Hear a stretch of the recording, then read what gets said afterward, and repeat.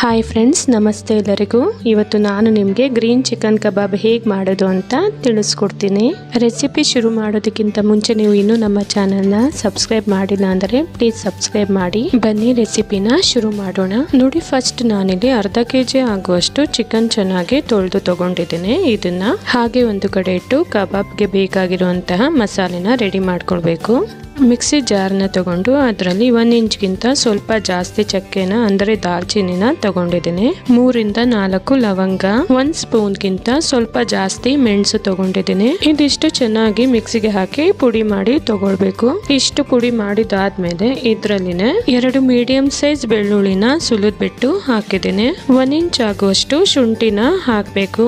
ಖಾರಕ್ಕೆ 3 ರಿಂದ 4 ಹಸಿಮೆಣಸಿನ್ಕಾಯಿ ಹಾಕ್ಬೇಕು. ನೀವು ಖಾರ ಯಾವ ತರ ತಿಂತೀರೋ ಅದ್ರ ಮೇಲೆ ಖಾರನ ಹಾಕಬಹುದು. ನೋಡಿ, ಹಾಗೆ ಇದನ್ನು ಸಹ ಚೆನ್ನಾಗಿ ಗ್ರೈಂಡ್ ಮಾಡಿ ತಗೊಳ್ಬೇಕು. ನೋಡಿ, ಒಂದಿಷ್ಟು ಪುದೀನಾನ ಹಾಕ್ಬೇಕು. ಇದ್ರಲ್ಲಿ ಪುದೀನಕ್ಕಿಂತ ಸ್ವಲ್ಪ ಕಡಿಮೆ ಕೊತ್ತಂಬರಿ ಸೊಪ್ಪನ್ನು ಹಾಕ್ಬೇಕು. ಇದಕ್ಕೆ ಸ್ವಲ್ಪನೂ ನೀರನ್ನು ಹಾಕದೆ ಗ್ರೈಂಡ್ ಮಾಡಿ ತಗೊಳ್ಬೇಕು. ನೋಡಿ, ನಾನಿಲ್ಲಿ ಇಷ್ಟು ನುಣ್ಣಗೆ ಮಾಡಿ ತಗೊಂಡಿದ್ದೀನಿ. ಇದನ್ನ ಹಾಗೆ ಒಂದು ಕಡೆ ಇಟ್ಟು ನಾನಿಲ್ಲಿ ಅರ್ಧ ಕೆಜಿ ಆಗುವಷ್ಟು ಚಿಕನ್ ಚೆನ್ನಾಗಿ ತೊಳೆದು ತಗೊಂಡಿದ್ದೀನಿ. ಇದಕ್ಕೆ ಸ್ವಲ್ಪ ಅರಿಶಿಣದ ಪುಡಿ, ರುಚಿಗೆ ತಕ್ಕಷ್ಟು ಉಪ್ಪು ಹಾಕಬೇಕು. ನಾನಿಲ್ಲಿ 1 ಪ್ಯಾಕೆಟ್ ಆಗುವಷ್ಟು ಗ್ರೀನ್ ಚಿಕನ್ ಕಬಾಬ್ ಪೌಡರ್ ಹಾಕ್ತಿದ್ದೇನೆ. ಅರ್ಧ ಕೆಜಿ ಚಿಕನ್ಗೆ 10 ರೂಪೀಸ್ದು 1 ಪ್ಯಾಕೆಟ್ ಸಾಕಾಗುತ್ತೆ. ಹಾಗೆ ಇದಕ್ಕೆ 1 ಮೊಟ್ಟೆನ ಹಾಕಬೇಕು. ಇದರಿಂದ ಕಬಾಬ್ ಕ್ರಿಸ್ಪಿ ಆಗಿರುತ್ತೆ. ಇದಕ್ಕೆ ಮೊಟ್ಟೆ ಹಾಕೋದ್ರಿಂದನೇ ನೀವು ಚಿಕನ್ ಅಲ್ಲಿ ಸ್ವಲ್ಪನೂ ನೀರನ್ನು ಬಿಡಬಾರ್ದು, ಯಾಕಂದ್ರೆ ಮೊಟ್ಟೆನಲ್ಲಿ ನೀರಿನ ಅಂಶ ಇರುತ್ತಲ್ವಾ. ಹಾಗೆ ಇದಕ್ಕೆ ಮಿಕ್ಸಿಗೆ ಹಾಕಿ ರೆಡಿ ಮಾಡಿದ್ವಲ್ಲ, ಅದನ್ನು ಸಹ ಹಾಕಿ ಇದಕ್ಕೆ ಅರ್ಧ ಹೋಳು ಆಗುವಷ್ಟು ಲಿಂಬೆ ಹಣ್ಣಿನ ರಸನ ಹಾಕಬೇಕು. ಈಗ ಹಾಕಿರುವಂತಹ ಮಸಾಲೆ ಎಲ್ಲ ಚಿಕನ್ಗೆ ಚೆನ್ನಾಗಿ ಕಲಸಿ ಮಿಕ್ಸ್ ಮಾಡಿ ಕೊಡಬೇಕು. ನಿಮಗೆ ಇವತ್ತಿನ ಈ ರೆಸಿಪಿ ಇಷ್ಟವಾದರೆ ಪ್ಲೀಸ್ ಲೈಕ್ ಮಾಡಿ.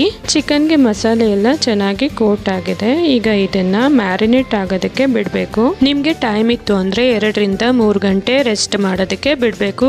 ಇಲ್ಲ ಅಂದ್ರೆ ಅಟ್ಲೀಸ್ಟ್ ಅರ್ಧ ಗಂಟೆನಾದ್ರೂ ಬಿಡಿ. ನಾನಿಲ್ಲಿ ಸುಮಾರು 1 ಗಂಟೆ ರೆಸ್ಟ್ ಮಾಡೋದಕ್ಕೆ ಬಿಟ್ಟಿದ್ದೆ. ಫ್ರೈ ಮಾಡೋದಕ್ಕಿಂತ ಮುಂಚೆ ಒಂದ್ಸಲ ಎಲ್ಲಾನು ಚೆನ್ನಾಗಿ ಮಿಕ್ಸ್ ಮಾಡಿ ಕೊಡಬೇಕು. ಅಡುಗೆ ಎಣ್ಣೆನು ಸಹ ಚೆನ್ನಾಗಿ ಕಾದಿದೆ. ಈಗ ಇದಕ್ಕೆ ಮ್ಯಾರಿನೇಟ್ ಆಗಿರುವಂತಹ ಪೀಸ್ಗಳನ್ನ ಹಾಕಿ, ತುಂಬಾ ಜಾಸ್ತಿ ಒಟ್ಟಿಗೆ ಹಾಕಬಾರ್ದು. ನೋಡ್ಬಿಟ್ಟು ಎಷ್ಟಾಗುತ್ತೋ ಅಷ್ಟು ಮಾತ್ರ ಹಾಕಬೇಕು. ಸ್ಟವ್ನ ಮೀಡಿಯಂ ಫ್ಲೇಮ್ ಅಲ್ಲಿ ಇಟ್ಟು ಫ್ರೈ ಮಾಡಬೇಕು.